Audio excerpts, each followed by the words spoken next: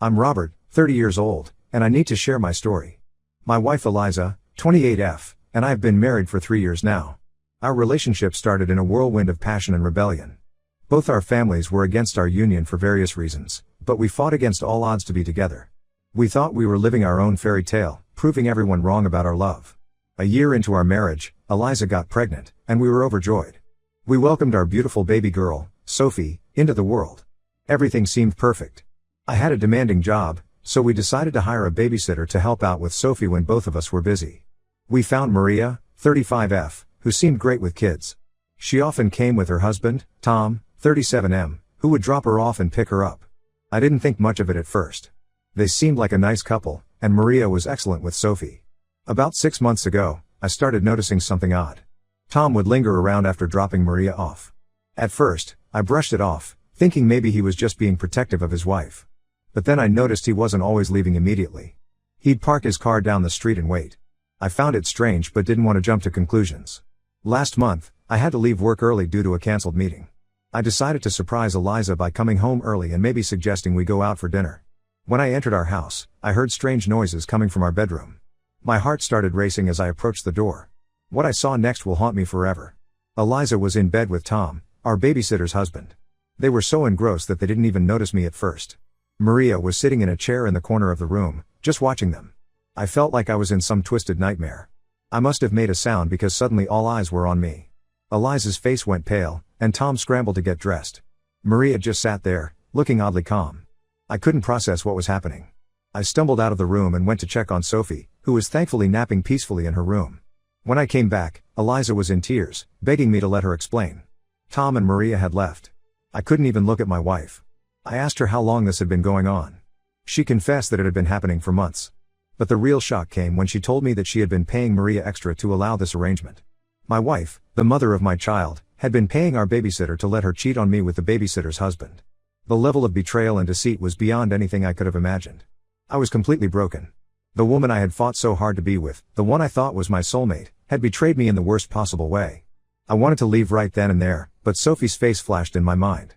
She was innocent in all of this, and I couldn't bear the thought of her growing up in a broken home. Against my better judgment, I decided to give Eliza a second chance for Sophie's sake. I laid down some strict rules. Maria and Tom were out of our lives for good. Eliza had to be completely transparent with her phone and social media, and we would start couples counseling immediately. Eliza agreed to everything, crying and promising she would change. She swore it was a moment of weakness that spiraled out of control. I wanted to believe her, but every time I looked at her, all I could see was her with Tom. The next few months were hell. I was dying inside every day. The trust was completely shattered, and no matter how hard Eliza tried, I couldn't shake the feelings of hatred and disgust that had taken root in my heart. But I put on a brave face for Sophie, trying to create a semblance of normalcy in our home. I threw myself into work and spent every free moment with Sophie. Eliza and I barely talked beyond what was necessary for co-parenting. The counseling sessions were painful and felt pointless. How do you rebuild something that's been so thoroughly destroyed? 2 years passed in this miserable state. I thought I was doing the right thing by keeping our family together, but I was just prolonging my own suffering. And then, just when I thought things couldn't get worse, they did. My friend Jack called me last week. He had seen Eliza at the mall, and she wasn't alone. She was with Tom, holding hands and acting very much like a couple. Jack sent me a picture, and my world crumbled all over again. I confronted Eliza as soon as she got home. At first, she tried to deny it, saying Jack must have been mistaken. But when I showed her the picture, she broke down. She admitted that she had never stopped seeing Tom. All those shopping trips and girls' nights out had been lies. She had been living a double life this entire time. I was done. No more second chances, no more sacrificing my happiness for a failed marriage.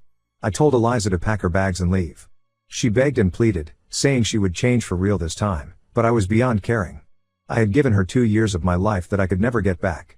I've contacted a divorce lawyer, and we're moving forward with the proceedings. I'm fighting for full custody of Sophie. Given Eliza's infidelity and deception, my lawyer thinks we have a strong case. I'm not giving Eliza a cent in alimony. She made her choice, and now she has to live with the consequences. I know the road ahead won't be easy, especially for Sophie, but I can't continue living this lie. I'd rather be a happy single father than a miserable married one. I'm sharing this story because I need support and advice. How do I move forward from here? How do I explain this to Sophie when she's older? And most importantly, how do I trust anyone again after this level of betrayal? Update 1: It's been 2 weeks since my last post, and I want to thank everyone for their support and advice. A lot has happened, and I'm still trying to process it all. First, the divorce proceedings are moving forward. My lawyer is confident about our case for full custody of Sophie. Eliza has moved out and is staying with her parents. They've been calling non-stop, trying to convince me to give her another chance, but I'm standing firm. Now, here's where things take an unexpected turn. Remember Maria, our ex-babysitter? Well, she reached out to me last week, asking to meet. I was hesitant at first, but she insisted it was important. We met at a coffee shop, and what she told me turned my world upside down once again. Maria confessed that she and Tom had been working together to scam couples for years. They would find couples where one partner was vulnerable or unhappy, and Tom would seduce them. Maria would then use this as blackmail material to extort money from the cheating partner. In our case, Eliza had fallen for their trap hook, line, and sinker. I was stunned. Maria showed me evidence, text messages, bank transfers, even some videos, which I refused to watch. She said she was coming clean because she couldn't live with the guilt anymore. Apparently, our case had affected her more than the others because of Sophie. While this doesn't excuse Eliza's actions, she still made the choice to cheat. It does add another layer to the whole sordid affair. Maria told me that Eliza had tried to end things several times, but they threatened to expose her if she didn't keep paying and allowing the affair to continue. I asked Maria why she was telling me all this now. She said that Tom had left her for another woman, one of their more recent targets, and she wanted revenge. She's willing to testify in our divorce proceedings, which my lawyer says could be a game changer. I'm still processing all of this information.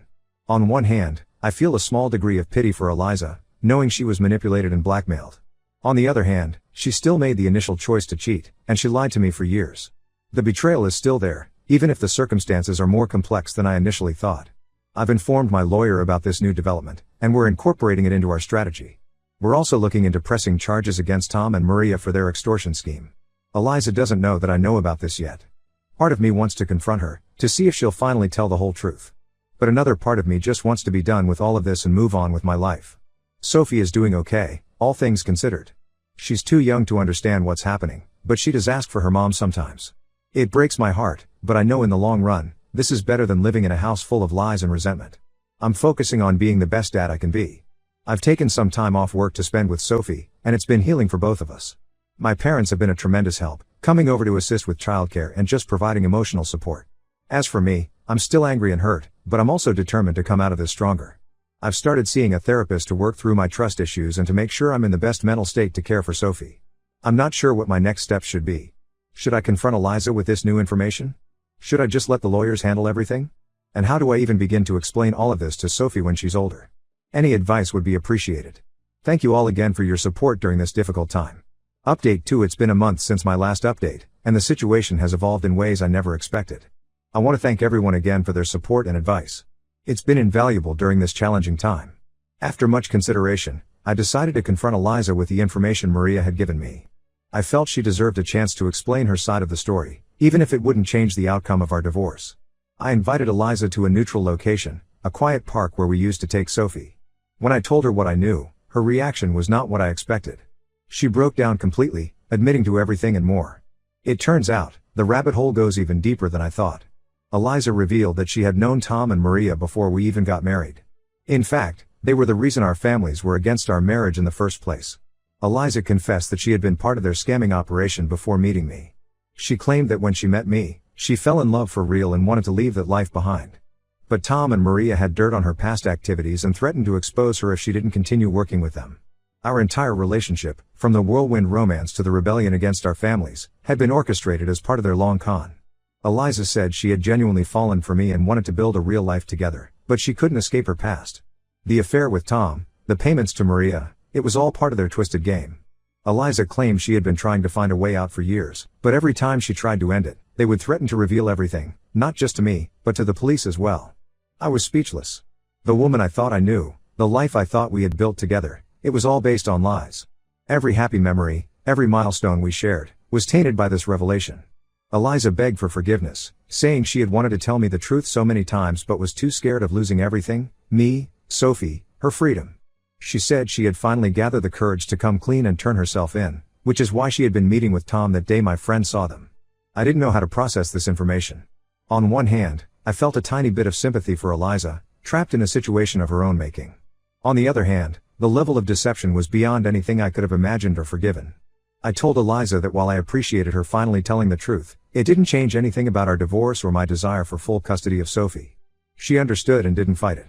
What she did next surprised me. Eliza said she was going to turn herself into the police and provide evidence against Tom and Maria's entire operation. She said she wanted to make amends, even if it meant serving time. I'm still trying to wrap my head around all of this.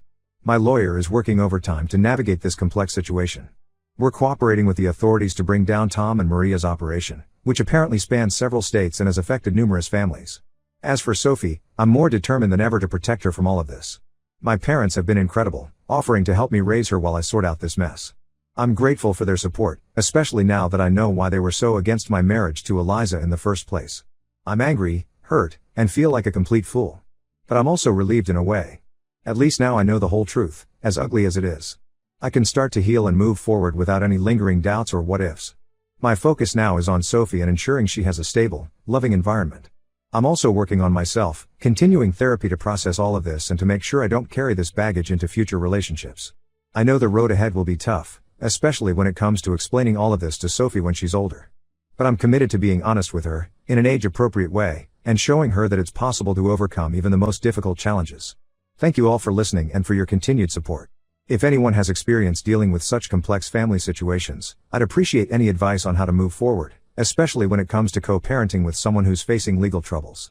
Update 3: It's been 6 months since my last update, and I wanted to share how things have progressed. A lot has changed, and while it hasn't been easy, I finally feel like I'm on a path towards healing and a better future. First, the legal matters. Eliza followed through on her word and turned herself into the authorities. She provided extensive evidence against Tom and Maria's operation, which led to their arrest and the uncovering of a multi-state fraud ring. The case is still ongoing, but it looks like they'll be facing significant jail time. As for Eliza, due to her cooperation and the circumstances of her involvement, she was offered a plea deal. She'll serve some time, but not as much as Tom and Maria. She's also required to pay restitution to the victims of their scams. Our divorce was finalized 3 months ago. Given the circumstances, the judge granted me full custody of Sophie. Eliza has limited, supervised visitation rights for now, which will be reassessed after she serves her sentence. Sophie is doing well, all things considered. She's too young to understand the complexities of the situation, but she knows that mommy did something wrong and has to go away for a while. I've been working with a child psychologist to ensure we're handling this in the best way possible for her emotional well-being. My parents have been my rock through all of this. They've moved closer to help with Sophie, and their support has been invaluable. I've also reconnected with old friends who have been incredibly supportive. As for me, I'm still processing everything, but I'm in a much better place now. Therapy has been crucial in helping me work through my trust issues and anger. I'm learning to forgive, not for Eliza's sake, but for my own peace of mind and for Sophie's future. I've thrown myself into being the best father I can be. Sophie and I have our routines now, and seeing her smile and grow despite everything that's happened gives me strength every day. Work has been understanding throughout this ordeal. I've scaled back my hours to focus on Sophie, and they've been supportive of this decision. I've also started volunteering at a support group for people who've been victims of fraud and deception. Sharing my story and helping others has been unexpectedly therapeutic. As for future relationships, I'm not ready to dive back into dating yet. My focus is on Sophie and on continuing to heal. When the time is right, I know I'll be able to approach relationships with a healthier perspective.